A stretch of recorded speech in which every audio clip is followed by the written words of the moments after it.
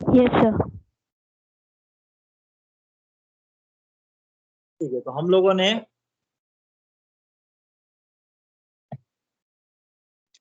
Steady state error देखा था। Steady state error that is nothing but limit, या तो टाइम डोमेन आप निकाल लीजिए, टाइम डोमेन में अगर सिग्नल दिया तो t टेंडिंग टू इन्फिनिटी कर दीजिए e ऑफ t, या फिर फ्रीक्वेंसी डोमेन में करना तो limit s tending to 0 s into e of s, और e ऑफ s की वैल्यू हम लोग निकाला in terms of r of s, that is limit s tending to 0 s into r of s divided 1 plus gh। ये steady state error है। फिर case 1 हमने देखा, केस 1 जो था for the unit step input, तो step input that is the r of t का input r of t है, step input a u t होगा, r ऑफ s निकालेंगे a डिवाइड बाई s होगा। इस तरीके से s into a by s 1 plus GHS limit s tending to 0 किया था, s कट गया, ऊपर वाला जो न्यूमरेटर है वो फंक्शन ऑफ s नहीं है, इसलिए मैं लिमिट को नीचे लेके जा रहा हूँ। s 1 plus limit s tending to 0 s GHS, sorry s नहीं GHS, तो ये limit s tending to 0 GHS को मैं लिख रहा हूँ KP, तो a divide by 1 plus KP, और जो KP है वो पोजिशनल एरर कॉफिशिएंट है। KP है वो एक ऐसा कॉफिशिएंट है जो स्टेडी स्टेट एरर निकाल सकता है। ठीक है, स्टेडी स्टेट एरर निकाल सकता है। ये तो कांस्टेंट था जो इनपुट दे रहे हो आप, एम्पलीट्यूड जो इनपुट दे रहे हो, लेकिन KP एक ऐसा कांस्टेंट है या ऐसा कॉफिशिएंट है जो कि पोजिशनल एरर कॉफिशिएंट है। Positional error coefficient, positional error coefficient क्यों बोल रहा हूँ, क्योंकि आप कांस्टेंट इनपुट दे रहे हो, ठीक है, जो टाइम के साथ चेंज नहीं हो रहा है। ठीक है, टाइम के साथ जो चेंज नहीं हो रहा है, डेट मीन्स अगर मैं ए आर ऑफ टी को ए यू टी को ड्रॉ करूं, ए यू टी ऐसा होगा फिगर, ये इनपुट है, ये टाइम, टाइम के साथ चेंज नहीं हो रहा, टाइम के साथ क्या है, कांस्टेंट है। मतलब जैसे कि आप जहां अभी भी बैठे हुए हो, आप आपका जो भी सामान है घर का, तो वो पोजीशन उसका कांस्टेंट है, वो टाइम के साथ चेंज नहीं हो रहा, इसलिए इसको पोजिशनल एरर कॉफिशिएंट बोला गया है। यहां तक क्लियर सभी को?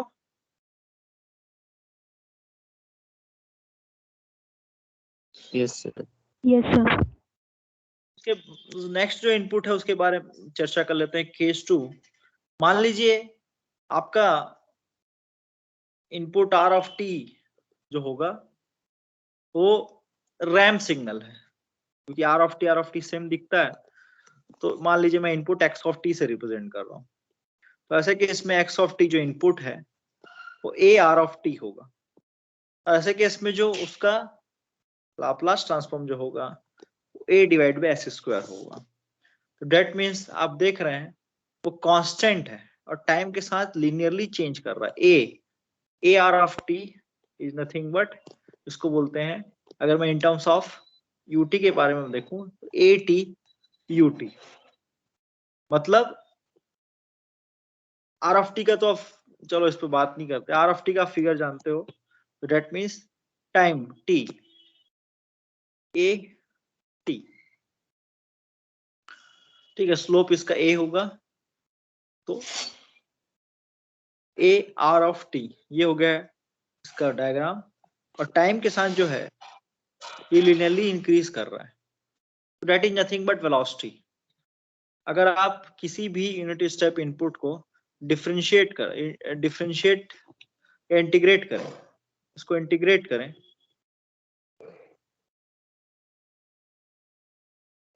तो आप क्या मिलेगा, आपको आर ऑफ टी मिलेगा, आप पढ़े हुए हो। या आर ऑफ टी को अगर आप डिफरेंशिएट करोगे तो आपको यूनिट स्टेप इनपुट देगा। जैसे आर ऑफ टी की वैल्यू होती है इन terms of U T, T into you of T. अगर किसी आप टी सिग्नल को यू ऑफ टी से जब मल्टीप्लाई करोगे, यू ऑफ टी जो होता है वो time greater than equal to 0 के लिए 1 होता है, ये दोनों को मल्टीप्लाई करोगे तो ये जो है टी, जो निगेटिव टी है वो 0 हो जाएगा और ये कुछ ऐसा दिखेगा। तो that means r of t जो है वो टी इंटू यू टी का मल्टीप्लीकेशन है।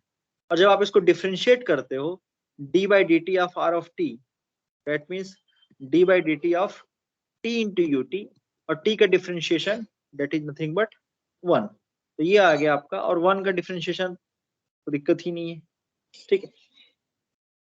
तो टी यू टी का डिफ्रेंशिएशन करें या फिर d by d t, t का डिफरेंस करो with respect to t greater than equal to 0 के लिए। तो t greater than equal to 0 के लिए इसकी वैल्यू 1 होगी। तो t by d t that is nothing but 1 for t greater than equal to 0। और ये कहीं ना कहीं ये क्या है, यूनिट स्टेप इनपुट ही है। तो आर ऑफ टी को यदि आप डिफरेंशिएट करेंगे तो आपको क्या मिलेगा, यूटी मिलेगा, और यूटी को यदि आप इंटीग्रेट करेंगे तो आपको आर ऑफ टी मिलेगा। ये पढ़े हो कि नहीं पढ़े हो? Yes sir. ठीक, और यूटी को यदि आप इंटीग्रेट करेंगे तो आपको डेल ऑफ टी मिलेगा, नहीं सॉरी, डिफरेंशिएट करेंगे तो डेल ऑफ टी मिलेगा, और इंटीग्रेट करेंगे तो यू ऑफ टी। तो जब मैं इधर जा रहा हूं तो मैं क्या कर रहा हूं, डिफरेंशिएशन कर रहा हूं, और इधर जा रहा हूं तो इंटीग्रेशन कर रहा हूं। तो मेरा इतना सब कहानी बताने का मतलब ये था कि हम देख रहे हैं कि जो केपी है वो पोजिशनल एरर कोफिशिएंट है, और हम जो इनपुट दे रहे हैं वो समय के साथ चेंज नहीं हो रहा है, कांस्टेंट है, ठीक है। और जो समय के साथ चेंज हो रहा है with certain velocity that is a, ठीक है। तो ये पोजीशन है, और पोजीशन को यदि आप डिफरेंशिएट करते हैं यू ऑफ टी को, तो आपको क्या मिलता है, dx by dt is nothing but velocity, ठीक है। तो जब आप रैंप इनपुट दोगे तो आपको वेलोसिटी एरर कोफिशिएंट मिलेगा, ठीक है, वेलोसिटी एरर कोफिशिएंट मिलेगा। तो उसी चीज को बता रहा हूं। तो यहां से आगे E S S is nothing but limit S tending to 0, input जो था S into R of S होता है, आर ऑफ एस की वैल्यू यहाँ पे A by S square 1 plus G S H S. अब यहाँ पे एक ही एस कैंसिल होगा, और जो नीचे वाला एस है उसको मैं नीचे मल्टीप्लाई कर रहा हूँ, ठीक है। तो limit S tending to 0 a divide by S plus s ji H s. तो आप क्या देख रहे हो, numerator of function of s नहीं है, तो मैं नीचे लेके जा सकता हूँ। तो that means A divide by denominator में लिमिट एस टेंडिंग टू 0 लिख रहा हूँ, एस प्लस एस जी एच एस। और चूंकि ये केवल जो पहला जो टर्म है वो केवल वह एक ही फंक्शन ऑफ एस है, अंदर के टर्म में जी एच एस क्या होगा वो क्वेश्चन में दिया रहेगा, लेकिन जो ये केवल एस दिख रहा है केवल फंक्शन ऑफ एस है, केवल एक कांस्टेंट, केवल एस बस लिखा हुआ है। तो अगर आप एस के लिए 0 पुट करेंगे तो ये वैल्यू 0 हो जाएगी, एस के लिए 0 पुट करेंगे तो ये वैल्यू 0 हो जाएगी। तो यहाँ से आ जाएगा A divide by limit S tending to 0 S ji H S, that is the steady state error for the ramp input। इसको फर्दर अगर आप देखेंगे तो a divide by limit s tending to, जो इसको लिख रहा हूं मैं kv, that is the velocity error coefficient।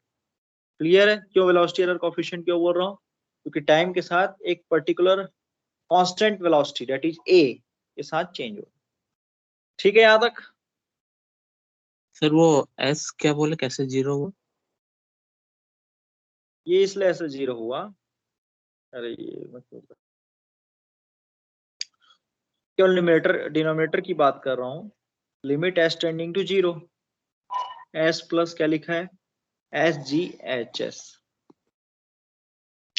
मान लो क्वेश्चन में आपको दिया है जी एच एस की वैल्यू दिया हुआ है K divide by S plus 1 s into S plus 1।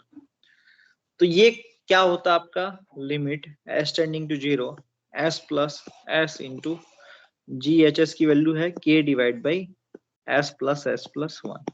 तो SS कैंसिल हो जाता, ठीक है। फिर ये आ जाता limit S tending to 0 S plus K divide by S plus 1। अगर आप देखें तो ये जो टर्म है S इंटू GHS, ये अभी भी फंक्शन ऑफ S है। क्यों? हमको नहीं पता कि क्या वैल्यू होगी GHS, ये क्वेश्चन पे डिपेंड करेगा। ये अभी भी फंक्शन ऑफ S है। आफ्टर ऑल दोस वैल्यू हम लोग पुट किए उसके बाद भी फंक्शन ऑफ S।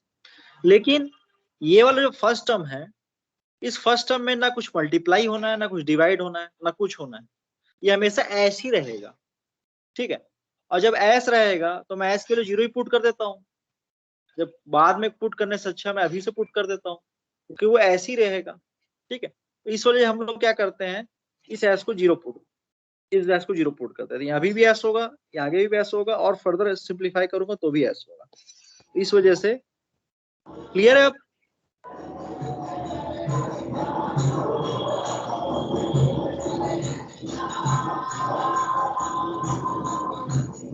अपने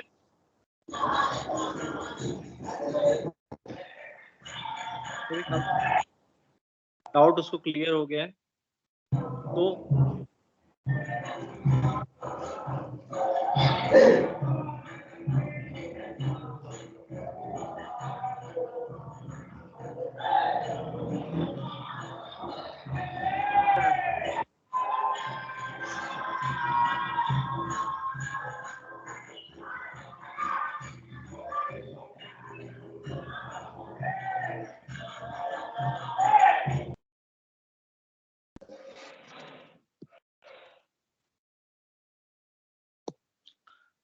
तो ये हो गया आपका, डेट इज दी केवी। तो हमने देखा केवी जो है, आवाज आ रही ना मेरी, limit S tending to 0 S into GHS है। आगे बढ़ते हैं, केस 3 लेते हैं, that is the parabolic input. Parabolic input. तो ये स्टेप इनपुट को अगर आप क्या करोगे, इंटीग्रेट करोगे, तो आपको सॉरी रैम को फिर से इंटीग्रेट करोगे। R ऑफ टी को यदि आप इंटीग्रेट करेंगे, टी का इंटीग्रेशन क्या होता है, that is nothing but t square divide by 2। तो ATU ऑफ टी यदि आपने, that is nothing but R of T, तो R ऑफ टी को यदि फिर से इंटीग्रेट करेंगे तो आपको एक पैराबोलिक इनपुट मिलेगा, ठीक है। जिसकी वैल्यू क्या होगी, AT स्क्वायर डिवाइड बाई 2 होगी। तो अगर आपको हायर फंक्शन में जाना है, हायर ऑर्डर ऑफ टाइम में जाना है, तो आपको इंटीग्रेशन करना पड़ेगा, क्योंकि इंटीग्रेशन का फॉर्मूला क्या होता है, Tn+1 डिवाइड बाई n+1। तो अगर आप हायर ऑर्डर में जाओगे तो इंटीग्रेशन कीजिए, और अगर आप लोअर ऑर्डर में जाना चाहते हो तो डिफरेंशिएट कीजिए, ठीक है। तो हमने देखा यूनिट स्टेप को हमने इंटीग्रेट किया तो R ऑफ टी मिला, R ऑफ टी को इंटीग्रेट किया तो हमको क्या मिला, पैराबोलिक इनपुट। पैराबोलिक इनपुट क्यों बोल रहा हूँ, क्योंकि y आप जानते हैं y is equal to x square, is nothing but parabola. उसी तरीके से y is equal to AT square divide by 2 is nothing but parabolic input. यहां तक क्लियर है सभी को?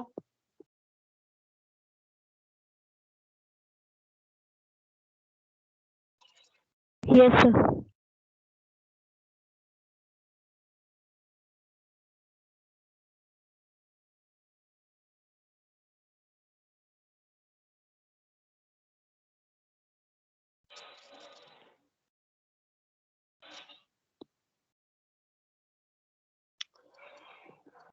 ठीक है, तो यहां से आ गया case 3 that is parabolic input.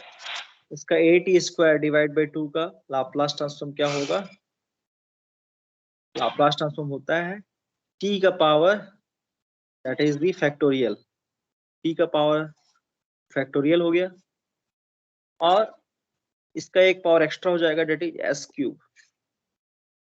ठीक है, तो t का पावर फैक्टोरियल हो गया डिवाइड बाई s²। तो t स्क्वायर का लाप्लास ट्रांसफॉर्म जो होगा 2 डिवाइड बाई s³ होगा, ठीक है। क्योंकि t पावर n का लाप्लास ट्रांसफॉर्म होता है n factorial divide by s n+1 देख लेना इसको। तो यहां से आ गया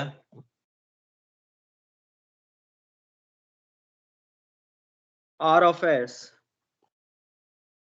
that is t square divide by 2 का लाप्लास ट्रांसफॉर्म होगा, हाफ बाहर ले लिया कांस्टेंट, और t स्क्वायर का लाप्लास ट्रांसफॉर्म हो गया 2 डिवाइड बाई s क्यूब। यहां से आ गया a divide by s cube जो होगा वो at स्क्वायर डिवाइड 2 का लाप्लास ट्रांसफॉर्म होगा। अब इसको पुट कर देते हैं अपना जो भी स्टेडी स्टेट एरर का फॉर्मूला है, that is limit s tending to 0, यहाँ पे क्या लिखा हुआ है a divide by s cube into s into r of s divide by 1 plus GHS। s और s स्क्वायर कैंसिल हो गया, s स्क्वायर को मैं नीचे लेके चल देता हूँ, तो यहाँ से आ गया limit s tending to 0 a divide by s square plus s square GHS। S square एक सिंगल टर्म है और हमेशा एस स्क्वायर ही आने वाला है, और हमको एस स्क्वायर इंटू GHS की वैल्यू नहीं पता है क्या होना है, क्वेश्चन में पता रहेगा, तो इस एस स्क्वायर को मैं 0 पुट कर सकता हूँ। तो limit S tending to 0 a divide by S square GHS, और a डिवाइड बाई GHS उसको बोल रहा हूँ, अगर आपने फर्दर जैसे हम लोग वेलोसिटी पोजीशन से वेलोसिटी गए, तो वेलोसिटी से कहाँ जाएंगे उसको अगर इंटीग्रेट करेंगे, that is nothing but acceleration. तो ये के ए लिख रहा हूं, that is nothing but acceleration error coefficient. यहां तक क्लियर सभी को?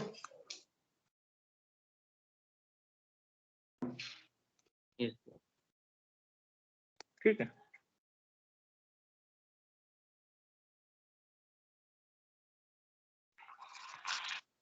तो आप क्या देख रहे हो, लिमिट करने के चक्कर खत्म हो गया।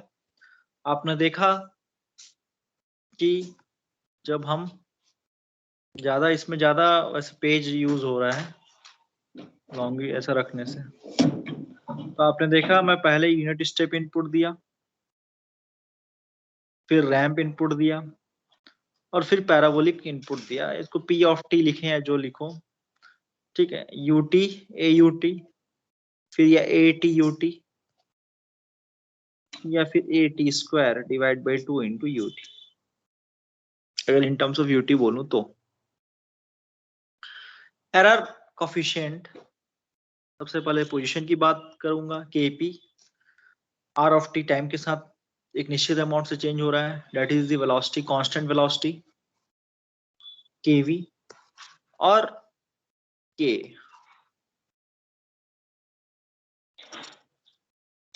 इधर आप इंटीग्रेशन करते जा रहे हो, इंटीग्रेशन जब ऊपर से नीचे जा रहे हो इंटीग्रेशन कर रहे हो। ये क्या हो गया एरर, यहाँ पे कुछ स्क्रीन में लगता है दिक्कत। तो स्टेडी स्टेट एरर आया है पहले के सब 1 प्लस 1 बाई KP ए बहुत इंपॉर्टेंट चीज है, a divide by 1 plus KP। दूसरे स्टेडी स्टेट आ रहा है a डिवाइड बाई KV, और तीसरे केस में आ रहा है steady state error a divide by K। तो आप कहीं ना कहीं ये देख रहे हो कि एरर कोफिशिएंट का इनवर्स है स्टेडी स्टेट एरर, जो है एरर कोफिशिएंट का इनवर्स है। यहां तक क्लियर सभी को कंक्लूजन?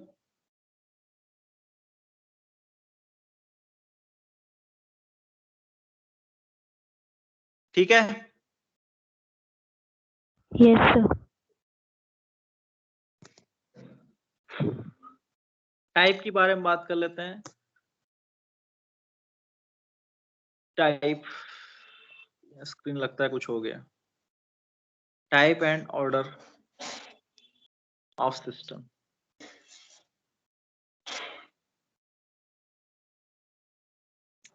ठीक है, तो कैसा सिस्टम है उसका एक पर्टिकुलर टाइप होता है और उसका पर्टिकुलर ऑर्डर होता है। तो type and order of the system पे डिपेंड करता है कितना आपका एरर आएगा, कितना ज्यादा आएगा कितना कम आएगा। तो उसको थोड़ा समझ लेते हैं। तो टाइप कुछ भी नहीं है, टाइप ये बताता है कि number of poles, total number of poles located locating at the origin, at the origin। तो ओरिजिन में कितने पोल्स हैं वो बताएगा कि आपका सिस्टम का टाइप कितना है, टाइप। ठीक है, और ये टाइप और ऑर्डर हमेशा आगे भी काम आएगा, और ये इवन इसको 2 नंबर में क्वेश्चन पूछा भी गया है कई बार। ऑर्डर तो आप जानते हो, जैसे किसी फंक्शन का order total number of s term होंगे, और total number of poles, total number of poles ये बताएगा कि order of the system.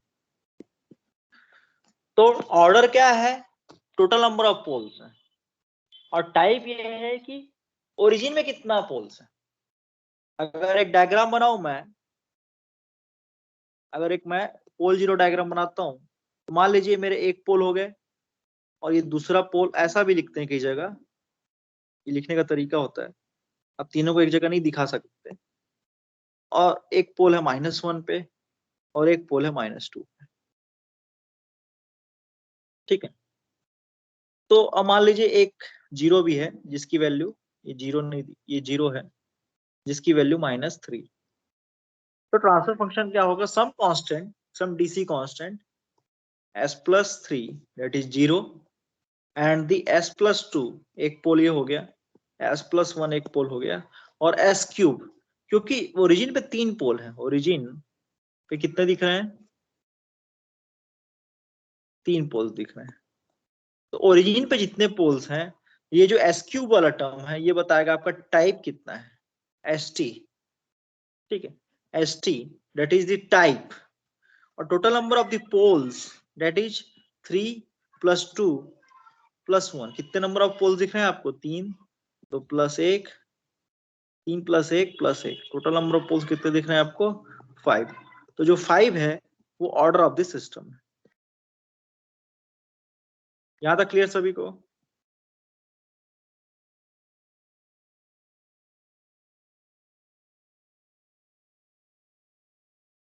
Yes, sir. और के हम निकालते हैं डीसी गेन से, डीसी गेन है के, क्या एक्चुअली में डीसी गेन है। जब एस के लिए आप 0 पुट करोगे तो डीसी गेन की वैल्यू पता चल जाएगी। वो आगे फर्दर हम लोग देखेंगे कि के कैसे निकालते हैं, लेकिन के एक्चुअली में डीसी गेन है। S is equal to 0 put कीजिए, डीसी गेन मिल जाएगा। तो total number of poles order बताता है, जैसे आप मैथमेटिक्स में भी पढ़े होगे, x³ + x² + x+1। तो आपको पूछा जाता था कि ऑर्डर बताओ, तो सबसे हाईएस्ट नंबर ऑफ ऑर्डर है, ऑर्डर जो है डेट इज 3। उसी तरीके से कोई सिस्टम है डेट इज s³ s+2 और s+1, उसका क्या बोले, कैरेक्टरिस्टिक इक्वेशन है। ये कैरेक्टरिस्टिक इक्वेशन नहीं बोलूंगा मैं, कैरेक्टरिस्टिक गलत है, ये एक्चुअली में न्यूमरेटर टर्म है। तो न्यूमरेटर यदि देखेंगे तभी हमको पोल्स पता चलते हैं। तो यहाँ से आके s³ और ये s² + 2 3s + 2, इसको फर्दर सॉल्व करोगे तो s⁵ + 3s⁴ + 2s³। तो ये वैसे ही मैथमेटिकल इक्वेशन है जैसे कि आप लोगों ने पढ़ा था ऑर्डर निकालने। तो वही चीज है ये, बस हम लोगों ने इसको एक टेक्निकल टर्म में बोल दिया कि टोटल नंबर ऑफ पोल्स जो होते हैं वो ऑर्डर होते हैं, और जो total number of poles in the origin जो होते हैं that is the st, that is the type. वो क्या होता है, टाइप होता है। यहां तक क्लियर सभी को?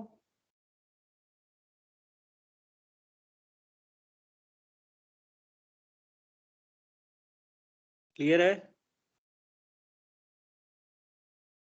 Yes, sir. अब आप स्टेडी स्टेट एरर जब निकाल रहे थे तो आप क्या करते थे, s tending to 0 s × r of s।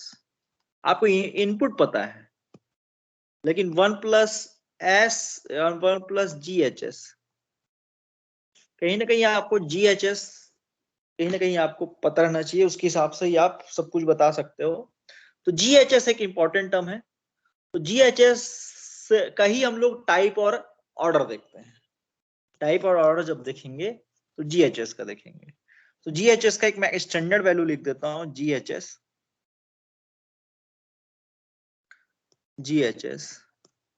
Is के divide by st1 plus 1 into st2 plus 1 और यहाँ पे sta प्लस 1 और ये stb प्लस 1। तो अगर इसमें आप पोल की बात करें तो पोल्स होंगे -1/TA T1, सॉरी जीरोस होंगे -1/T2, ये जीरोस हैं। पोल्स मान लेते हैं 1/TA और 1/TB। तो आप क्या देख रहे हो, दो ही पोल्स हैं, 2 पोल्स। और 2 पोल्स मतलब इसका टाइप कितना हुआ, टाइप कितना हुआ इसका बताओ।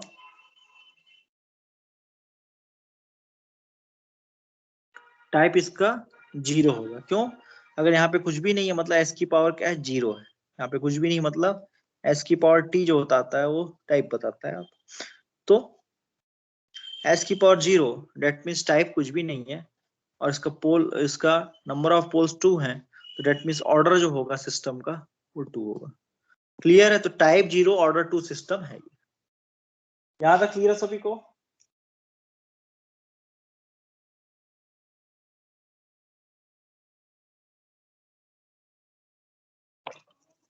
बताओ।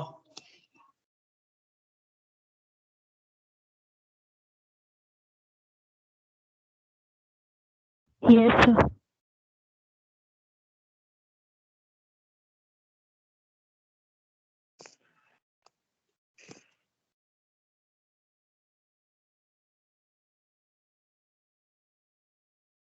तो हम लोग केसेस देख लेते हैं और केसेस के बेसिस पे तय करेंगे कि क्या एरर आएगा। तो case 1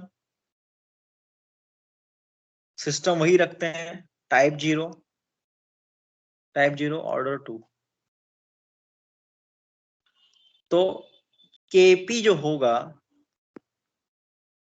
KP it is limit S tending to 0 GHS,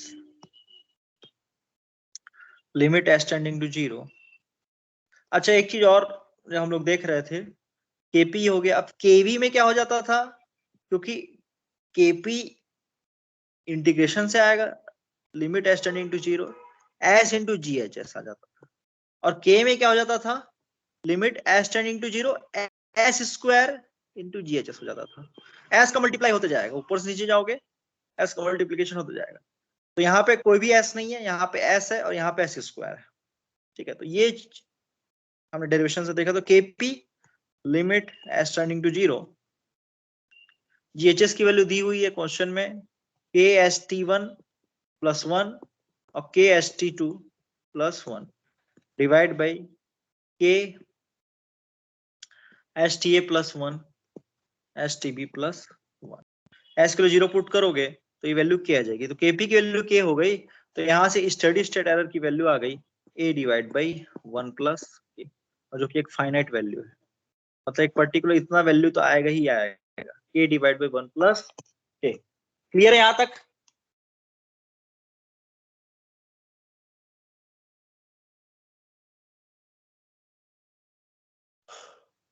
बताओ। Yes, sir.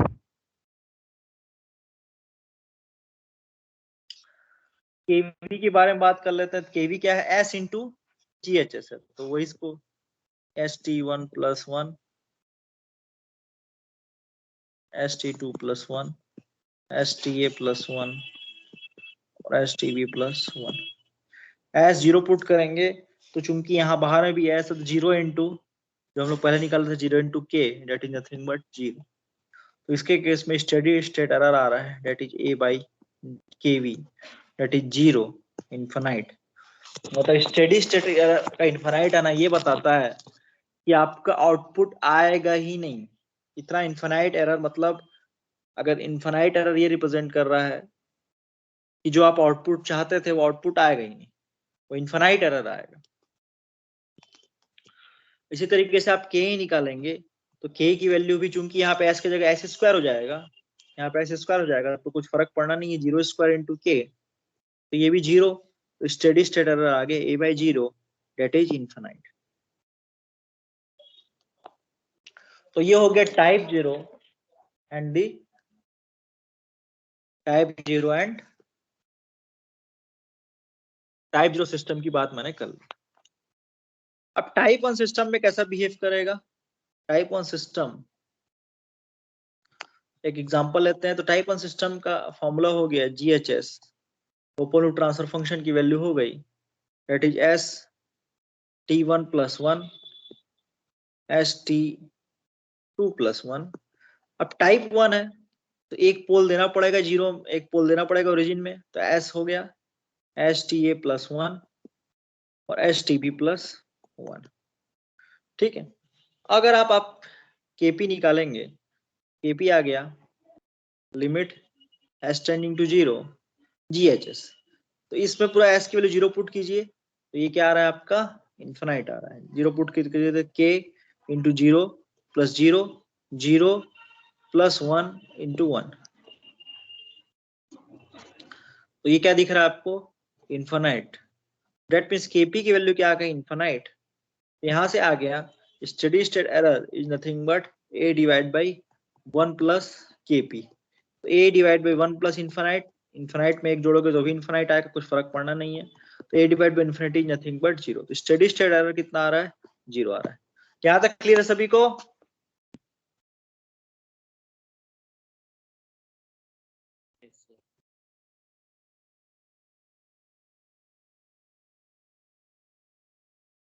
क्यों नवोनीत?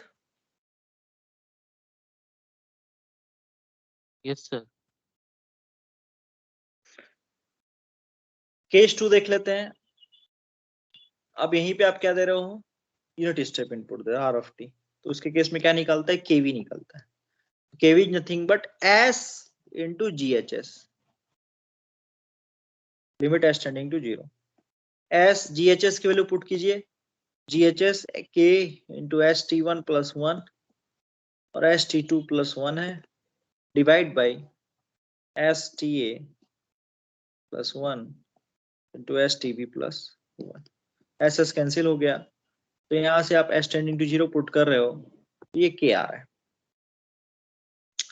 तो यहां से स्टेडी स्टेट एरर आ गया A डिवाइड बाई K, और ये भी एक फाइनाइट वैल्यू है, मतलब A आप इनपुट दे रहे हो, K उस सिस्टम का गेन है, उस सिस्टम के गेन के इनवर्स दिख रहा है आपको स्टेडी स्टेट एरर। इसी तरीके से केस 3 देख लेते हैं। केस 3 में आप क्या दोगे? रैंप इनपुट, ये सॉरी पैराबोलिक इनपुट। तो पैराबोलिक इनपुट में हम लोग K निकालते हैं, तो K जो होगा S² GHS, limit S tending to 0। तो S² S into something divide by यहाँ पे S², तो एक S कैंसिल हो जाएगा, लेकिन एक S की वजह से पूरा का पूरा सिस्टम का कोफिशिएंट 0 हो जाएगा। तो यहाँ से K की वैल्यू 0 आ गई। स्टेडी स्टेट एरर कितना आ गया? A divide by K that is nothing but A divide by 0 that is nothing but infinite. तो पॉइंट ये है, आपने टाइप 1 सिस्टम में देखा, और टाइप 2 का आप लोग खुद निकाल लेना। टाइप 2 का, तो टाइप 1 जिसमें एक तो पहला देखा हमने टाइप 1, फिर टाइप 2, ठीक है। सबसे पहले देखा टाइप 0, फिर टाइप 1, और टाइप 2 का आप लोग खुद निकालोगे। तो हमने देखा कि टाइप 1 में नीचे S की पावर 0 था। टाइप 1 में नीचे में क्या था? S की पावर 0। इसमें नीचे में क्या है? S की पावर 1, और यहाँ पे नीचे में क्या है? S की पावर 2। अब बात करते हैं K की। KP, KP में क्या होता है? Limit S tending to 0 GHS होता है। KP में S², KP में सॉरी K पोजीशन के बाद क्या था? वेलोसिटी KV, इसमें S इंटू GHS होता है, और K में S² इंटू GHS होता है।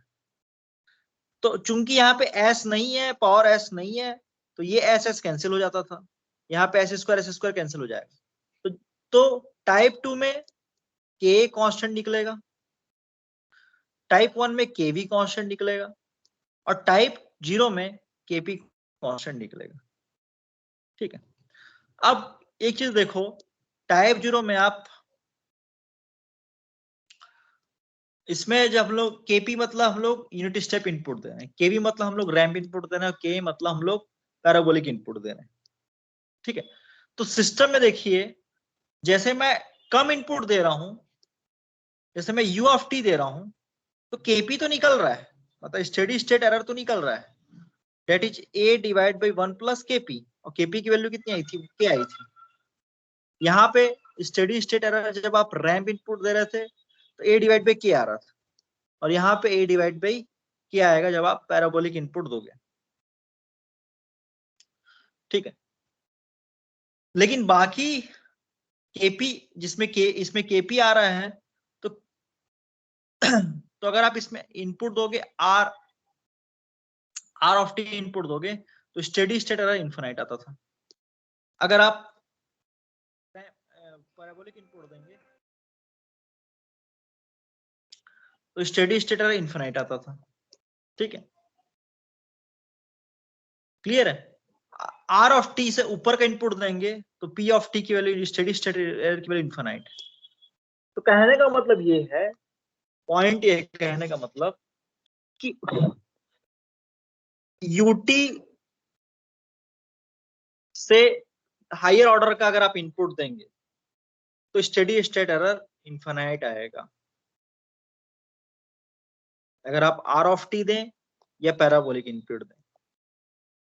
अगर टाइप 0 है तो टाइप 0 में हमेशा यू ऑफ टी, टाइप 0 रहेगा तो यू ऑफ टी निकलेगा। अगर टाइप 1 है, टाइप 1 है तो टाइप 1 है, मैंने बताया टाइप 1 में स्टेडी स्टेट एरर जो आता है जब आप रैंप इनपुट देते हो, रैंप इनपुट देते हो तो ए बाई के आता है। ठीक है, तो रैंप इनपुट दे रहे हैं तो ए बाई के आ रहा है। हायर ऑर्डर, जैसे ही आप हायर ऑर्डर में चल देते हैं तो स्टेडी स्टेट एरर इन्फिनाइट हो जाता है। उसी तरीके से टाइप 2, तो टाइप 2 मैंने बताया टाइप 2 है तो ए एस स्क्वायर के निकालेंगे तो के ही निकल जाएगा। ठीक है, तो इस केस में आपका स्टेडी स्टेट आ रहा है ए बाई के, और इसका हायर ऑर्डर में बात करेंगे तो हमेशा इन्फिनाइट आएगा। ये चीज क्लियर हुआ कि नहीं?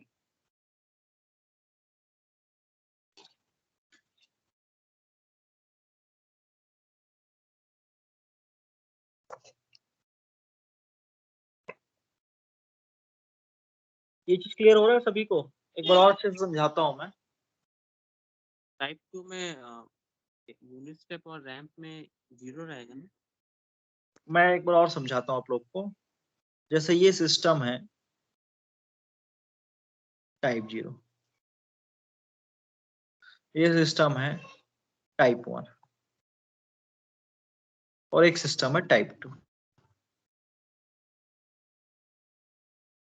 ठीक है, टाइप 0 में नीचे में क्या रहता है, पावर एस की पावर 0 होता है। टाइप 1 में नीचे में क्या रहता है, एस की पावर 1 रहता है। टाइप 2 में नीचे में एस की पावर 2 रहता है। तो जब केपी निकालोगे, केपी क्या होता है आपका, जीएचएस लिमिट नहीं लिख रहा हूं, समझना, लिमिट एक्सटेंडिंग टू 0 है हर जगह। ठीक है, तो जो हम लोग निकाल रहे थे केपी, तो इसकी वैल्यू कितनी आ रही थी, 1 ए डिवाइड बाई 1 प्लस के, जो कि कांस्टेंट आ रही थी। केवी निकाल रहा है, केपी के बाद KV, that is S into GHS, और जीएचएस मान लो ये एस प्लस टी1, मान लो एस प्लस टी1, तो यहाँ पे क्या आ जाता है, S into S divide by S plus टी1। तो ये एस कैंसिल हो जाता था, और एस टेंडिंग टू 0 जब पुट करते थे आप तो 1/T1 आता था, जो कि कांस्टेंट है। केवी की वैल्यू क्या आती थी, कांस्टेंट। तो ऐसे केस में इसका गेन स्टेडी स्टेट भी क्या होगा, कांस्टेंट निकलेगा, that is nothing but A divide by के। अब क्लियर हो रहा है सभी को? Yes, sir. मैं इस एस का मल्टीप्लीकेशन आपको बता रहा हूं, एस का क्या उपयोगिता है, SGHS का। और के जब निकाल रहे थे तो के में क्या आता है, एस स्क्वायर GHS आता है। तो ये एस स्क्वायर कैंसिल हो जाता था, तो इसकी वैल्यू क्या जाती थी, के की वैल्यू के आ जाती थी। जैसे यहाँ पे ये एस और ये एस कैंसिल होके केवी की वैल्यू के आ जाती थी, उसी तरीके से के में एस स्क्वायर आता है और टाइप 2 में एस स्क्वायर आता है। तो टाइप 2 का एस स्क्वायर और के का एस स्क्वायर कोएफिशिएंट आपस में कैंसिल हो जाता था। टाइप 1 के केस में ये एस और केवी का एस कैंसिल हो जाता था, तो यहाँ भी कांस्टेंट की वैल्यू क्या आती थी, यहाँ पे के की वैल्यू क्या आती थी, और चूंकि यहाँ पे एस की पावर 0 है, ठीक है, और केपी की वैल्यू भी क्या आती थी, क्या आती थी, अब इसको नहीं समझाऊंगा, देख लेना। केपी की वैल्यू क्या आती थी, क्या आती थी। तो कहने का मतलब एस की पावर 0 है तो केपी की वैल्यू के है, एक्स की पावर 1 है, टाइप 1 है, तो केवी की वैल्यू के है, एक्स स्क्वायर है तो के की वैल्यू क्या है, के। That is the gain, that is the DC gain. अब जब कोफिशिएंट की वैल्यू कांस्टेंट आ गई तो स्टेडी स्टेट एरर की वैल्यू भी क्या आएगी, कांस्टेंट आएगी। तो पहले केस में क्या आ रहा था, a डिवाइड बाई 1 प्लस के, दूसरे केस में स्टेडी स्टेट आ रहा था a डिवाइड बाई के, और तीसरे केस में स्टेडी स्टेट एरर आएगा जो मैं नहीं बताया हूं, a डिवाइड बाई के ही आएगा। आप लोग ने ये समझा कि केपी, केवी एंड के टाइप 0 दूंगा तो स्टेडी स्टेट एरर आएगा a डिवाइड बाई 1 प्लस के। जैसे ही मैं टाइप 1 दिया तो एस का पावर 1 आ गया, तो केवी की वैल्यू, तो स्टेडी स्टेट एरर आ गया यहाँ पे a डिवाइड बाई के, और टाइप 2 सिस्टम में स्टेडी स्टेट एरर आ गया a डिवाइड बाई के। ये चीज क्लियर हुआ कि नहीं?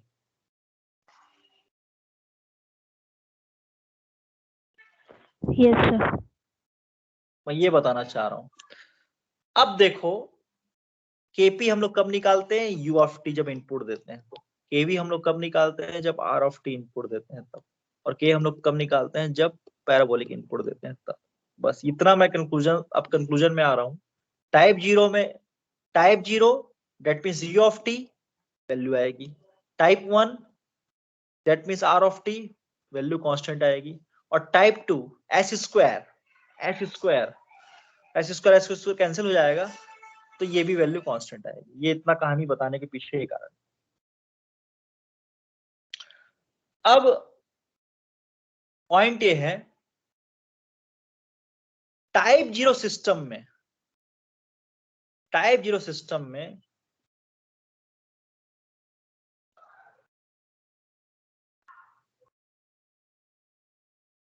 आपने, ये देखिए मैट्रिक्स समझ लिए, आपने टाइप सिस्टम में यू ऑफ टी दिया तो ये एरर है। टाइप 1 सिस्टम में जो कि आर ऑफ टी का लाप्लास ट्रांसफॉर्म क्या होता है, ए बाई एस स्क्वायर, ठीक है, जो भी ये ए बाई के है, और टाइप 2 में पैराबोलिक दिया तो ए बाई के है। अब मैं ये बोल रहा हूं, जब हम लोग रैंप इनपुट का निकाल रहे थे, ये ऐसा हुआ, ये ऐसा हुआ।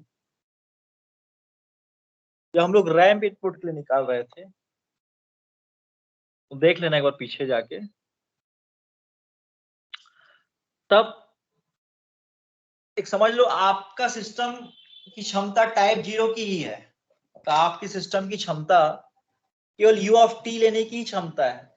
आप दे रहे हो आर ऑफ टी, आप दे रहे हो पैराबोलिक फंक्शन या higher order of t, t की पावर 4, टी की पावर 5। सिस्टम की उतनी हैसियत ही नहीं है कि वो सिस्टम वो इनपुट झेल सके। मेरा ये क्वेश्चन, मेरा ये कहने का मतलब ये है कि सिस्टम की उतना कुव्वत नहीं है, या फिर उतना उसका स्पेसिफिकेशन उतना हायर नहीं है कि वो इतने हायर ऑर्डर ऑफ टी को झेल सके।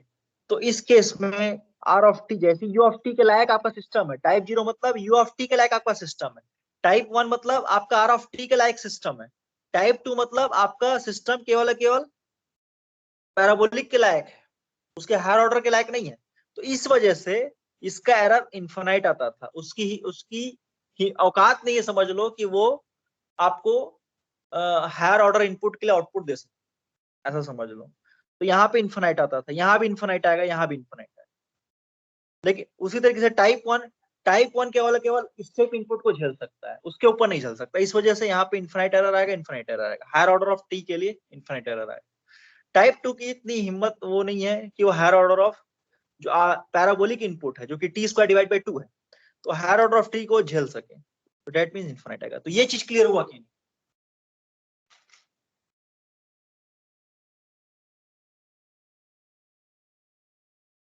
ये चीज क्लियर हुआ सभी को?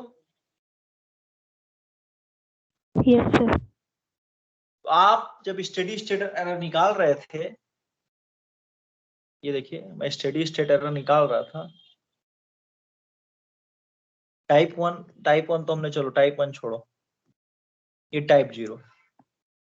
तो टाइप जीरो में केपी पोजीशन एरर मतलब U of T, position error मतलब U of T, constant U of T. तो यू ऑफ टी के लिए आ रहा था, चलो स्टेडी स्टेट एरर आ गया। लेकिन जैसे ही मैं यू ऑफ टी के जगह केवी कब निकालूंगा? जब मैं स्टेप इनपुट क्या दूंगा? आर ऑफ टी दूंगा। आप इनपुट क्या दोगे? आर ऑफ टी दोगे। तो आर ऑफ टी दो रहे हो तो स्टेडी स्टेट एरर कितना आ रहा है? इन्फिनाइट आ रहा है। और उससे हायर ऑर्डर के मतलब मैं इनपुट क्या दे रहा हूँ? P of T, parabolic function दे रहा हूँ। तो स्टेडी स्टेट एरर क्या आ रहा है? इन्फिनाइट आ रहा है। उसी तरीके से टाइप वन में देखिए, टाइप वन में जैसे ही मैं केवी तक तो मेरा आ रहा था गेन, चलो गेन आ गया और स्टेडी स्टेट एरर भी कांस्टेंट आ गया, ठीक है। और जैसे ही मैं हायर ऑर्डर ऑफ टी दिया तो ये इन्फिनाइट एरर दे दिया। तो कहने का मतलब ये है कि सिस्टम की जितनी हैसियत है उससे ज्यादा अगर आप इनपुट दोगे तो आउटपुट देगा ही नहीं। आउटपुट नहीं देने का मतलब ये है कि वो इन्फिनाइट एरर देगा, ठीक है, वो इन्फिनाइट एरर देगा। सिस्टम टाइप जीरो है मतलब वो यू ऑफ टी तक ही झेल सकता है। टाइप वन है तो वो आर ऑफ टी तक का इनपुट झेल सकता है। और टाइप टू है तो केवल वो पी ऑफ टी तक का इनपुट झेल सकता है। अगर उससे ऊपर का आप इनपुट दोगे तो जैसे यहाँ पे इन्फिनाइट आया, वैसे यहाँ भी इन्फिनाइट आया और वैसे इन्फिनाइट एरर यहाँ पे भी आया। ये चीज क्लियर हुआ कि सभी को?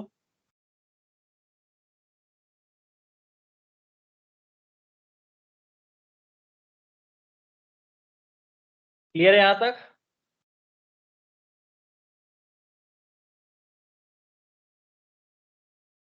क्यों नवोनीत? Yes, sir. बाकी लोग हैं कि नहीं? Yes sir. Yes. ठीक, तो रिस्पॉन्स दिया करो यार, इतना ये सब चीजें बुक में नहीं मिलती, चीजों को कंक्लूजन करके निकालना पड़ता है। तो टाइप जीरो मतलब यूनिट स्टेप इनपुट ले सकता है वो सिस्टम। टाइप वन मतलब r of t input system ले सकता है मतलब एक कांस्टेंट एरर देगा, ठीक है, ए बाई के कांस्टेंट एरर देगा। फिर अगर आप पैराबोलिक फंक्शन इनपुट दोगे तो टाइप टू ए बाई के का कांस्टेंट एरर देगा, ठीक है। अब इसमें खास बात क्या है? अगर आप आर ऑफ टी इनपुट में अगर आप कांस्टेंट एरर आ रहा है तो उससे लोअर वाले इनपुट के लिए जीरो आएगा। अगर पी ऑफ टी तक के लिए एरर कांस्टेंट आ रहा है, ए बाई के आ रहा है, सम कांस्टेंट एरर आ रहा है, तो उसके लिए लोअर के लिए क्या रहेगा? जीरो रहेगा और जीरो, ठीक है। मतलब कहने का मतलब ये है कि यदि कोई सिस्टम में अगर आप हम लोग क्वेश्चन ले लेते हैं, नॉर्मल क्वेश्चन। मान लीजिए एक सिस्टम है जिसका GHS की वैल्यू समथिंग कुछ है। अब उसमें मैं क्या दे रहा हूं? टिक क्यूब एक कोई फंक्शन है, उसका जो स्टेडी स्टेट एरर आ रहा है आपका सम वैल्यू लाइक 5 आ रहा है, 5 आ रहा है, 5 यूनिट। तो इसका मतलब ये हुआ कि अगर आप टी स्क्वायर दोगे, उससे लोअर ऑर्डर का इनपुट दोगे तो स्टेडी स्टेट एरर क्या आएगा? जीरो आएगा। टी दोगे, स्टेडी स्टेट एरर क्या आएगा? जीरो आएगा। टी हो गया और क्या? T power zero that is nothing but del of t, steady state error क्या आएगा? जीरो आएगा। लेकिन अगर आप यहीं पे टी पावर 4 का दे दोगे, उसकी औकात है टी क्यूब तक की सिस्टम, टी क्यूब वो टी क्यूब तक ले सकता है, टी स्क्वायर ले सकता है, टी ले सकता है, टी पावर 0 लेता है। उस केस में स्टेडी स्टेट या तो 0 आएगा तो सम कांस्टेंट आएगा। लेकिन आपने दे दिया टी की पावर 4, तो स्टेडी स्टेट एरर क्या आएगा? इनफिनिट आएगा। ये जज क्लियर हुआ कि नहीं हुआ? Yes sir. ठीक है, तो यहां से type is important for any system. इतना सब कहानी तो मैं डूबूं।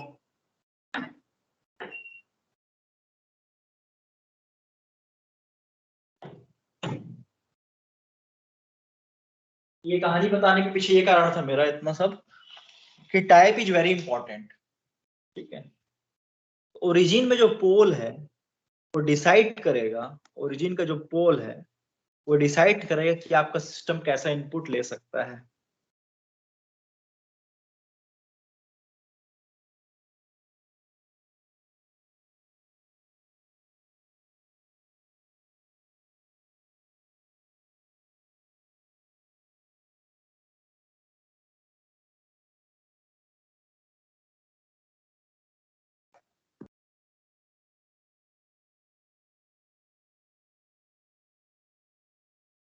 यहाँ टाइप से मेरा मतलब ये है कि r of t, u of t, del of t, इस टाइप का।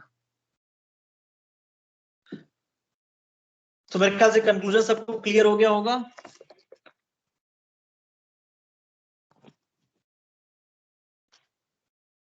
Yes, sir.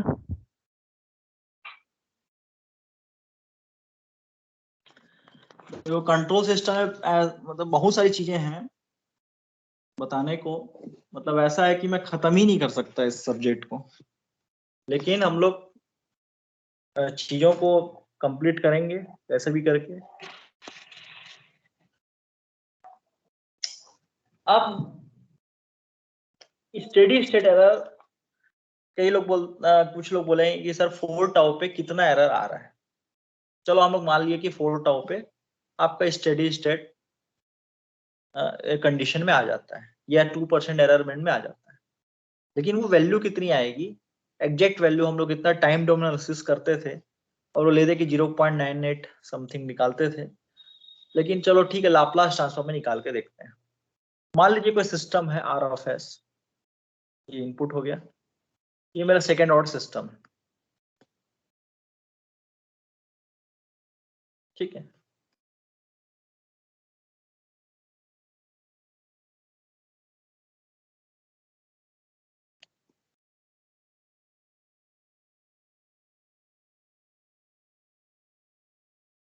अब मैंने बताया था सबसे पहले ओपन लूप ट्रांसफर फंक्शन निकालिए, दैट इज GHS। जी की वैल्यू तो आपको दिख रही है ऊपर में, जो फॉरवर्ड गेन है, that is omega N square divide by s plus 2 zeta omega n. और अब एच ऑफ एस की वैल्यू क्या है? 1 है। फीडबैक गेन क्या दिख रहा है आपको? 1 दिख रहा है।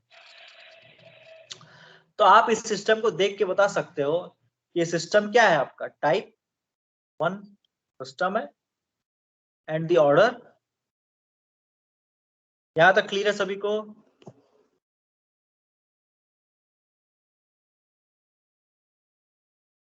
टाइप 1 ऑर्डर 2 क्लियर है? Yes, sir. अब आपसे कोई क्वेश्चन पूछेगा कि इसमें आप क्या क्या इनपुट्स दे सकते हो, इसमें आप क्या क्या इनपुट दे सकते हो? इनपुट तो कई सारा दे सकते हो, लेकिन स्टेडी स्टेट एरर आना चाहिए। तो आप ये बताओगे क्योंकि टाइप 1 है तो डेट मीन्स इसमें आप टाइप 0 वाला यू ऑफ टी दे सकते हो और टाइप 1 वाला आर ऑफ टी दे सकते हो।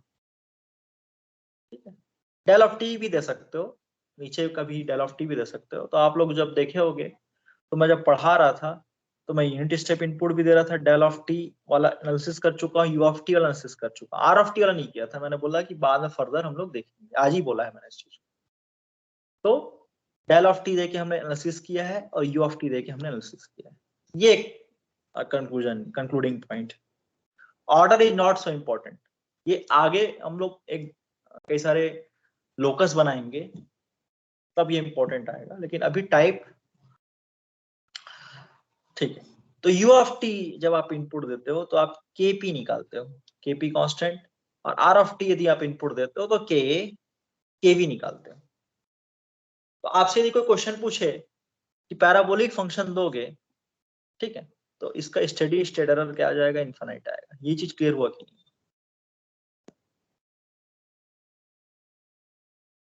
क्लियर है?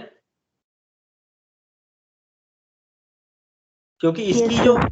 क्षमता है केवल केवल आर ऑफ टी तक की ही इनपुट लेने की क्षमता है।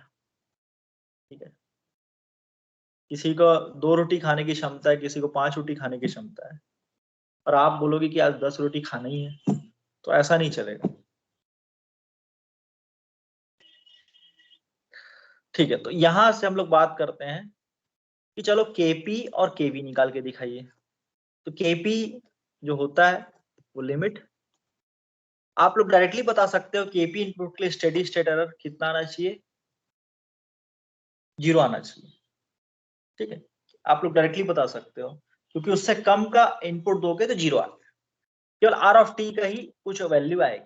फिर भी मैं एक बार देख लेते हैं। तो स्टेडी स्टेट एरर केपी निकालिए, तो limit S tending to 0 GHS, KP होता है, तो limit S tending to 0, GHS की वैल्यू दी हुई क्वेश्चन में omega N square divide by S into S plus two zeta omega, 0 put करेंगे तो omega N square divide by 0 plus 2 zeta omega, तो 0 प्लस समथिंग कांस्टेंट, तो 0 into something करोगे तो 0 आ जाएगा, तो omega N square divide by 0 that is nothing but infinite, तो केपी केवल इनफिनिट। ठीक है, केपी इनफिनिट, तो यहां से आएगा steady state error A divide by 1 plus KP, तो केपी की वैल्यू इनफिनिट हो गई, तो infinite plus 1 is nothing but infinite, steady state error आ गया 0।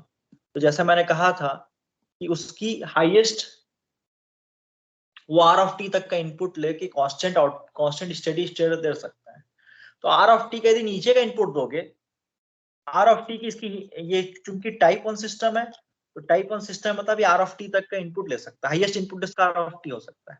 अगर आर ऑफ टी से अगर आप नीचे का इनपुट दोगे, यू ऑफ टी दोगे, तो स्टेडी स्टेट एरर कितना आएगा, 0 आएगा, मैंने अभी बताया। और आर ऑफ टी से यदि आप इसके ज्यादा का दोगे तो स्टेडी स्टेट एरर कितना आएगा, इनफिनिट आएगा। ठीक है, और आर ऑफ टी दोगे तो सब कांस्टेंट आएगा, वो हम लोग देखते हैं। यहाँ तक चीजें क्लियर हुई कि नहीं? Yes, sir. यहाँ तक चीजें क्लियर है? Yes, sir. तो वो मैंने प्रूव भी कर दिया। अब हमारा पॉइंट है केवी निकालने का। आपने unit step R of T दिया है, केवी निकलेगा, टाइप 1 निकलना ही निकलना है, तय है। क्यों तय है? क्योंकि केवी जो होता है लिमिट एस टेंडिंग टू 0, और यहाँ पे एस मल्टीप्लाई होता है, और ये एस नीचे वाले एस से कैंसिल आउट हो जाता है, इस वजह से इसकी वैल्यू आनी तय है। एस के लिए 0 पुट कीजिए तो omega N square divide by 2 zeta omega, तो ओमेगा एन कैंसिल हो गया, तो यहाँ से आगे केवी की value omega N divide by 2 zeta. तो यही मैं बार बार बताना चाह रहा था कि टाइप और केपी का कोफिशिएंट एस कैसे डिपेंड कर रहा है। खैर, ये हो चुका है हम लोग का। Steady state error is nothing but A divide by KV, that is nothing but 2 zeta omega N into A. तो स्टेडी स्टेट एरर आप देख रहे हो, जब आप 4 टाउ वैल्यू पुट करोगे उस सिस्टम में 4 टाइम कांस्टेंट के बाद, स्टेडी स्टेट एरर इतना आएगा ही, 2 zeta divide by omega N into A आएगा ही आएगा। फ्रॉम द फिगर मैं दिखा देता हूं। आपने इनपुट दिया आर ऑफ टी, और चूंकि अंडर डैम सिस्टम ले लेते हैं तो सम डैम्पिंग के साथ आउटपुट आएगा, जैसा आपका मन करे वैसा ले लो। सम डैम्पिंग के साथ आउटपुट जो आएगा after some time constant 4 tau, या फिर इसको लिख सकते हैं 4 divide by zeta omega. Critical damping का 4 divide by zeta omega N होता है। ठीक, क्रिटिकल गलत बोल रहा हूं, under damping, under damping system मैंने कंसीडर किया कुछ डैम्प होके आउटपुट दे देगा। तो ये देखिए, ये जो बीच का जो एरर दिख रहा है ये हमेशा कांस्टेंट रहेगा, that is the steady state error, हमेशा कांस्टेंट रहता है, और ये एरर हमेशा कांस्टेंट रहेगा for the infinite time period T tending to infinity. ये हमेशा कांस्टेंट रहेगा। और इसकी जो वैल्यू हम लोग निकाले हैं दैट इज द ESS, और ये ESS की वैल्यू क्या है? ESS की वैल्यू है आपकी 2 zeta omega n into. Clear है सभी को?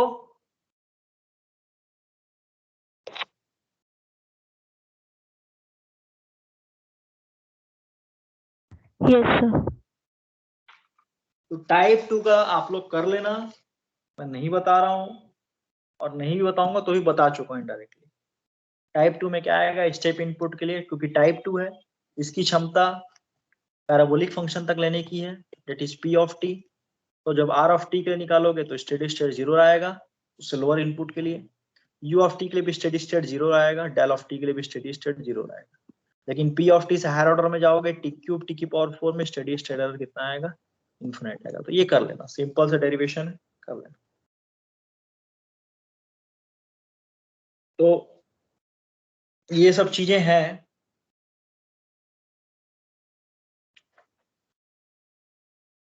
कुछ अब एक आध दो क्वेश्चन देख लेते हैं, फिर आज का ये उसको खत्म करते हैं।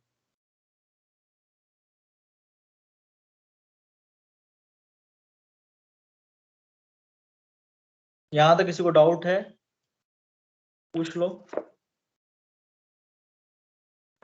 तो क्वेश्चन देख लेता हूँ।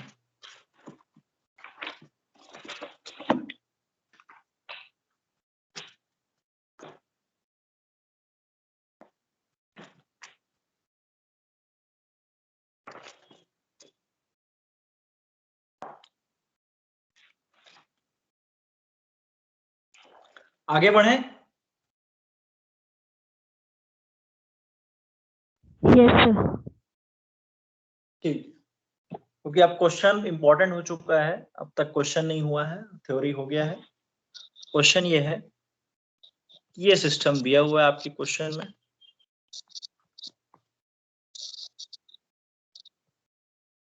S into S T plus 1, T को एक time constant, close loop system है, C of S।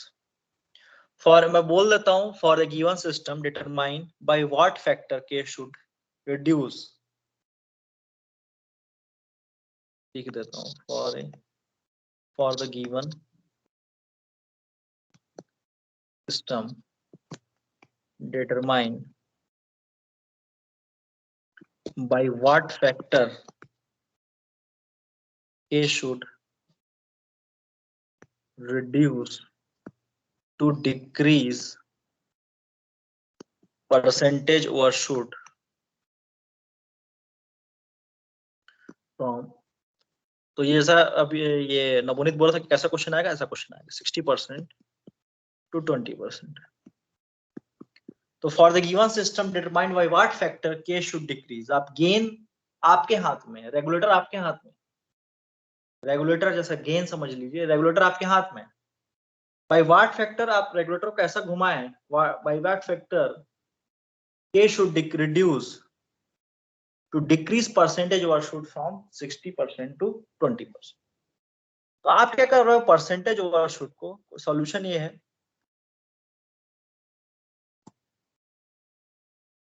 Percentage overshoot that is the 60% से आप कहां लेके जा रहे हो, 60% से 20% लेके जा रहे हो। एक तो ये हो गया। तो आपको पता है जब हम लोग परसेंटेज एमपी को डिक्रीज कर रहे हैं, जीटा की वैल्यू इंक्रीज करेगी। हमने देखा था परसेंटेज एमपी और जीटा के बीच ग्राफ देखा था कि जीटा जब 0 रहता है तो परसेंटेज एमपी 100% होता है, और मतलब जीटा कहीं ना कहीं आएगा फिगर में, और जीटा से हम लोग के की तरफ बढ़ेंगे। ठीक है, तो एक तो ये पॉइंट हो गया। तो हम लोग जानते हैं परसेंटेज एमपी का फॉर्मूला तो लिख ही सकते हैं, परसेंटेज एमपी का फॉर्मूला होता है e⁻⁻ zeta root over 1 - zeta square into 100, ये फॉर्मूला होता है। तो यहां से जीटा की वैल्यू तो आसानी से आ जाएगी। ठीक है, एक तो ये पॉइंट हो गया, क्योंकि जब आप जीटा की वैल्यू 60% पुट करेंगे और एक तो 20% पुट करेंगे, उसको देख लेते हैं, -π zeta into root over 1 - zeta square into 100। तो ये 0 0 कैंसिल हो गया, 0.6 आ गया। तो ln यहां से लिख रहा हूं ln 0.6 is equal to minus pi zeta root over 1 minus zeta square. तो जब भी ऐसा रहेगा तो आप स्क्वायर कीजिए, ठीक है। ln 0, इसको सॉल्व करने का तरीका बता रहा हूँ। ln 0.6 का होल स्क्वायर, कुछ वैल्यू आएगी, ये आ गई पाई स्क्वायर, निगेटिव टर्म भी हट जाता है और जीटा स्क्वायर रूट भी हो जाता है, दोनों काम हो जाता है, 1 माइनस जीटा स्क्वायर। इसकी वैल्यू लगभग 0.25 के आसपास आएगी, देख लेना। तो यहां से आ गया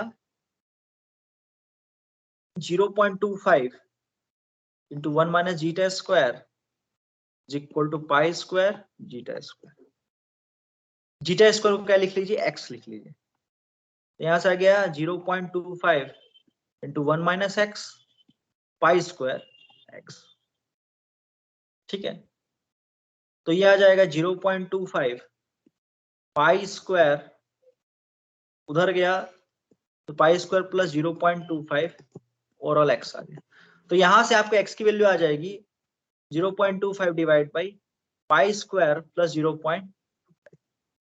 और ये एक्स क्या रिप्रेजेंट कर रहा है, एक्चुअली में जीटा स्क्वायर रिप्रेजेंट कर रहा है। और आप जिसका अंडरवुड करोगे, इसका इस पूरे टर्म का अंडरवुड करोगे तो आपको जीटा मिलेगा, और इस जीटा की वैल्यू आएगी 0.16। क्लियर हुआ कैसे सॉल्व करना है इस इक्वेशंस को? क्लियर है? Yes, sir. तो Yes. सबसे पहले ln 0.6 निकालना है, फिर बोथ साइड स्क्वायर जरूर करना है। तो बोथ साइड स्क्वायर करोगे तो ये निगेटिव टर्म भी हट जाएगा और जीटा स्क्वायर बन जाएगा, और अंदर का जीटा स्क्वायर रूट भी हट जाएगा, दोनों काम हो गया, जीटा स्क्वायर वाला टर्म मिल गया।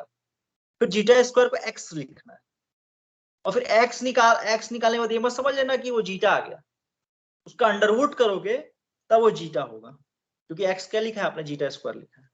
तो एक जीटा वन आ गया आपका for the case of 60%, zeta one आ गया 0.16। और जैसे आप 60% से 20% कर रहे हो, परसेंटेज एम्पली डिक्रीज कर रहे हो, तो जीटा की वैल्यू बढ़ेगी। इसको सॉल्व करके देखना आप, जीटा 2 की वैल्यू आएगी 0.45। सेम यही प्रोसेस। तो आप क्या देख रहे हो, 60% से 20% जब जा रहे हैं तो जीटा की वैल्यू 0.16 से 0.45। ये सिंपल सा वो था आपका सॉल्यूशन। फिर आप देखिए ये सेकंड ऑर्डर सिस्टम है, ठीक है। सेकंड ऑर्डर सिस्टम कैसे है इसको देख लेते हैं। ये उसको फिर से जाना पड़ेगा मेरे को, इसका ओवरऑल ट्रांसफर फंक्शन निकाल लेते हैं। ओवरऑल ट्रांसफर फंक्शन इस सिस्टम का निकाल के देखते हैं।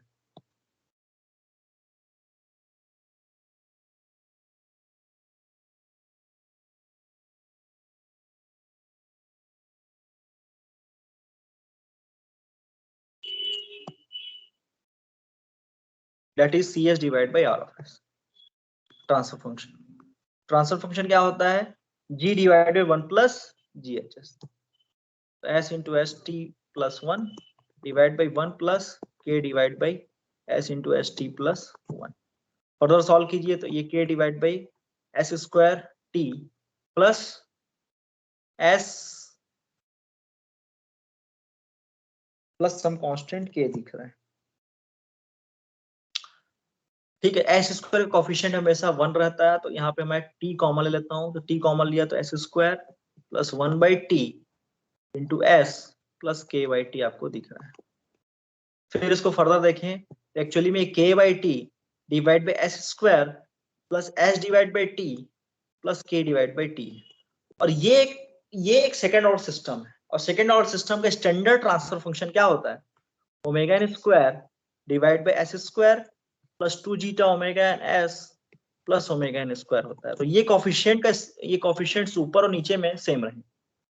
तो आप क्या देख रहे हो, ये स्टैंडर्ड सेकेंड ऑर्डर सिस्टम है, क्योंकि एस का स्क्वायर दिख रहा है इसलिए सेकेंड ऑर्डर सिस्टम। अब सेकेंड ऑर्डर सिस्टम का स्टैंडर्ड वैल्यू से हम लोग कंपेयर करेंगे तो हमको ओमेगा और जीटा क्लियर हो जाएगा। तो आप यदि हम इसको कीजिए तो आपको दिखेगा कि ओमेगा एन स्क्वायर की वैल्यू क्या दिख रही है, यहाँ पे के बाई टी दिख रही है। डेट मीन्स ओमेगा एन की वैल्यू होगी रूट ओवर के बाई, एक तो ये हो गया।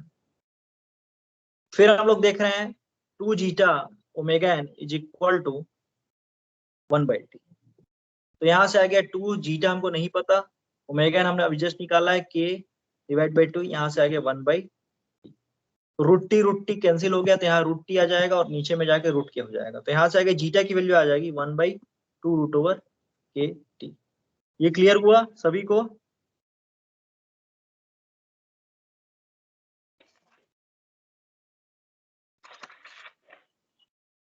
क्लियर हुआ? Yes, sir. तो जीटा 2 में आप गए तो आप क्या देख रहे हो, by what factor gain should decrease, मतलब यहाँ पे K2 लिख रहा हूँ, टाइम कांस्टेंट तो दोनों के लिए सेम रहे। और जीटा 1 जो कि मेरा कितना था, जीटा 2 कितना आया था, जीटा 2 आया था 0.45, जीटा 1 आया था 0.16। अब देखिए यहां से हम लोग को जीटा और के के बीच, गेन के बीच रिलेशन मिल गया। हमने जैसे ही हम लोग सेकंड ऑर्डर सिस्टम से कंपेयर किए तो हमको गेन और जीटा के बीच रिलेशन मिल गया, तो यही तो मुझे चाहिए था। तो divide by 2√k1 into zeta 2 divide by zeta 1 कीजिए, बाई व्हाट फैक्टर के शुड डिक्रीज समझ में आ जाएगा। तो यहां से आगे √k2 डिवाइड बाई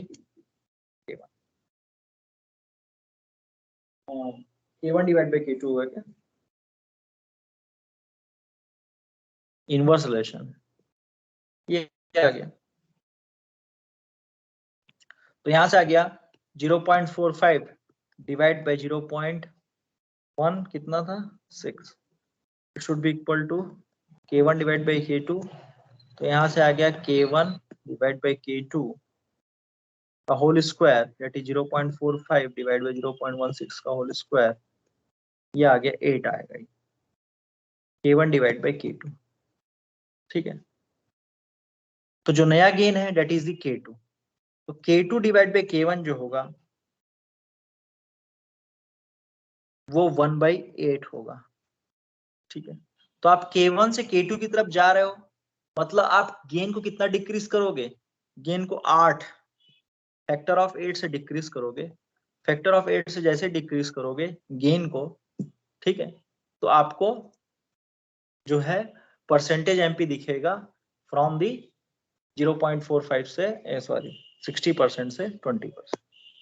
ठीक है, तो परसेंटेज एमपी को 60% से 20% लाने के लिए आपने जीटा की वैल्यू 0.416 से 0.45 बढ़ाया।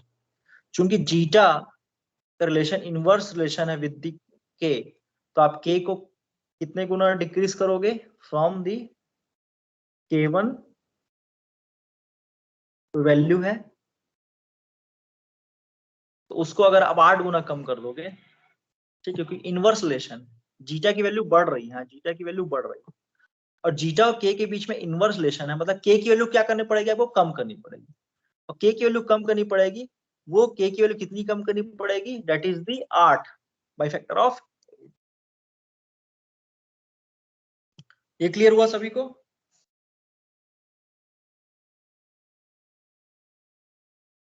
Yes, sir. तो ये है, तुम लोग अभी अब एग्जॉस्ट हो गए, ये आगे करना है क्वेश्चन बताओ। और एक क्वेश्चन, हाँ, एक क्वेश्चन करा। आवाज नहीं आ रही तुम्हारी। सर एक और क्वेश्चन करवा दीजिए बोल रहे। चलो एक और क्वेश्चन करा लेते हैं। तो ये चीज आप लोग क्लियर हुआ, जीटा बढ़ रही है मतलब के की वैल्यू कम होगी, और के की वैल्यू कितनी कम होगी, क्योंकि जीटा और के के बीच इनवर्सल रिलेशन फैक्टर ऑफ 8।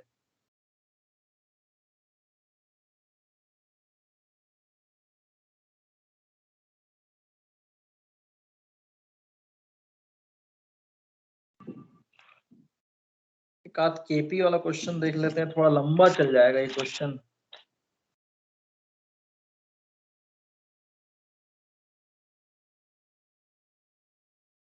ठीक है, ये क्वेश्चन एक बार देख लेते हैं। तो open loop transfer function OLTF समझ लेना ना आप, OLTF of the system GHS की वैल्यू दी हुई है 5 into 2s plus 1 divide by s square s plus 10 s plus 2। and input to the system, देखिए इनपुट दिया r of t that is 2 plus 3t plus 5t square. Calculate ESS. अब ये question थोड़ा सा different है।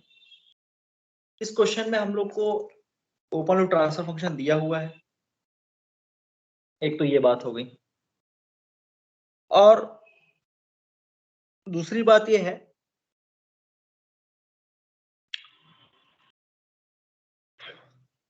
कि इसमें तीनों इनपुट दिया हुआ है। अगर आप ध्यान से देखें, ये एक्चुअली में जैसे एक साथ तीन रोटी एक साथ खिला रहा है, एक रोटी ना खिला के तीन रोटी खिला रहा है। मतलब एक तो आपका constant that is the u of t term, इससे हमारा k निकलेगा, सॉरी kp निकलेगा, पोजीशन एरर। एक तो टाइम के साथ कांस्टेंट चेंज हो रहा है जिसका स्लोप 3 है, मतलब कांस्टेंट वेलोसिटी। दैट मींस आप इनपुट क्या दे रहे हैं, r ऑफ t इनपुट दे रहे हो, और उससे क्या मिलेगा, पोजीशन कोएफिशिएंट k भी मिलेगा। और एक पैराबोलिक फंक्शन है लेकिन स्टैंडर्ड फॉर्मेट में नहीं है। पैराबोलिक फंक्शन लेकिन स्टैंडर्ड फॉर्मेट नहीं है। स्टैंडर्ड फॉर्मेट क्या कहता है, constant divide by 2, that means tan divide by 2 at square divide bye 2, that is the standard term. ये स्टैंडर्ड, अब ये स्टैंडर्ड हो गया। और ये एक पैराबोलिक फंक्शन है p ऑफ t, जिससे हमको क्या मिलेगा, k मिलेगा। ये चीज क्लियर हुआ कि नहीं?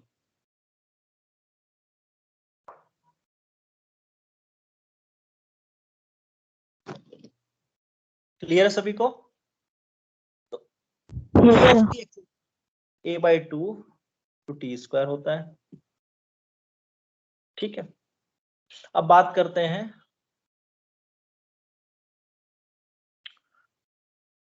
आपका सिस्टम पे, चर्चा कर लेते हैं। तो 5 into 2s plus 1 divide by s square s plus 10 two s plus 2। तो इसको पोल जीरो के फॉर्मेट में यदि लिखोगे तो ये 2 यदि मैं कॉमन ले लूं तो 5 दूनी 10 हो जाएगा और s प्लस हाफ हो जाएगा। ये पोल जीरो फॉर्मेट होगी, पोल जीरो फॉर्मेट। अब हमको पता है कि दो पोल्स आपके दिख रहे हैं, s इज इक्वल टू 0 में, एक s इज इक्वल टू -2 में पोल दिख रहा है, s इज इक्वल टू -10 पे, और 0 जो दिख रहा है वो हाफ में दिख रहा है, -हाफ। ये पोल जीरो फॉर्मेट होगी। मैंने ट्रांसफर फंक्शन को जो कि GHS है उसको मैंने पोल जीरो फॉर्मेट में लिख दिया। स्टैंडर्ड फॉर्मेट होता है, स्टैंडर्ड फॉर्मेट। अब आप क्या देख रहे हो कि सिस्टम का जो ऑर्डर है that is number of poles, वो क्या दिख रहा है आपको, 4 दिख रहा है। और जो टाइप है जिससे मेरे को मतलब है, टाइप मेरे को कितना दिख रहा है, 2 दिख रहा है। सभी को दिख रहा है type, number of poles in origin?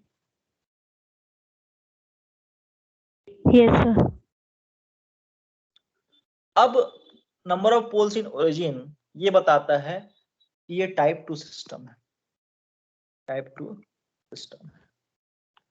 अब आप बताइए कि टाइप 2 सिस्टम में आपका कांस्टेंट एरर किस में मिलेगा, किसमें मिलेगा कांस्टेंट एरर? हाँ, Parabolic. वेरी गुड, पैराबोलिक में इसको कांस्टेंट एरर मिलेगा, ठीक है। इसकी क्षमता टी स्क्वायर तक पैराबोलिक सिस्टम लेने की क्षमता है। अब पैराबोलिक का कांस्टेंट एरर देगा, तो पैराबोलिक से जो लोअर ऑर्डर है उसमें देगा ये 0 एरर, मतलब यूनिट स्टेप इनपुट में ये 0 एरर देगा, डेल ऑफ टी में ये 0 एरर देगा, और ये आर ऑफ टी में भी 0 एरर देगा। क्योंकि क्वेश्चन में हमारे हायर ऑर्डर ऑफ टी नहीं दिया है, हायर ऑर्डर ऑफ टी नहीं दिया, उसको पता है कि स्टेडी स्टेट एरर ये निकालना है इसको। तो हमका क्वेश्चन में दिया हुआ है कि 2 + 3t + 5t स्क्वायर, तो that means 2 + 3t + 10 divide by 2 into T square. ये यूनिट स्टेप है, स्टेप का स्टेडी स्टेट एरर 0 हो गया। ये रैंप है, स्टेडी स्टेट 0 हो गया, और ये जिसकी value a divide by 2t square, इसका स्टेडी स्टेट एरर होता है, क्या होता है, a डिवाइड बाई k, और k की वैल्यू कितनी होती है, निकालना पड़ेगा। k is equal to limit s tending to 0 s square into 10 into s plus half s square s plus 10 into s plus 2। s square cancel हो गया, उसका कैंसिल होने ये बताता है कि इसकी वैल्यू आएगी k की वैल्यू। तो यहाँ पे 10 into half divide by 10 plus 2 into 2, यही आएगा। तो ये 10 कैंसिल हो गया, तो के की वैल्यू आ गई 1/4। ठीक है, और ये ए इसलिए इंपॉर्टेंट है क्योंकि ये ए जब आप स्टैंडर्ड फॉर्मेट में लिखते हो तो आपको पता चलता है कि एक्चुअली ए क्या है।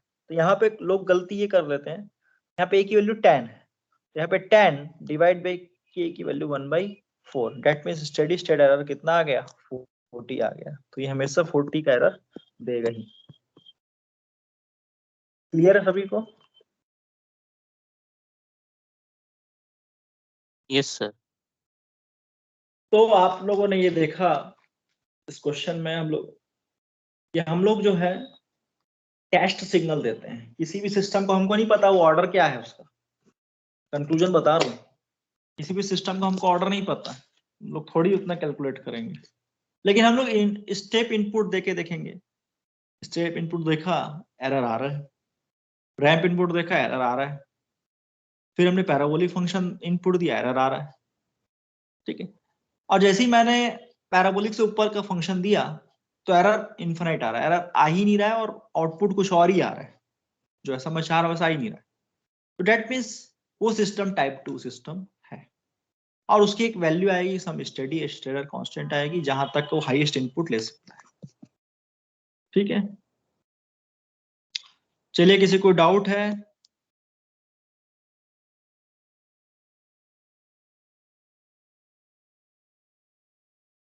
कोई डाउट?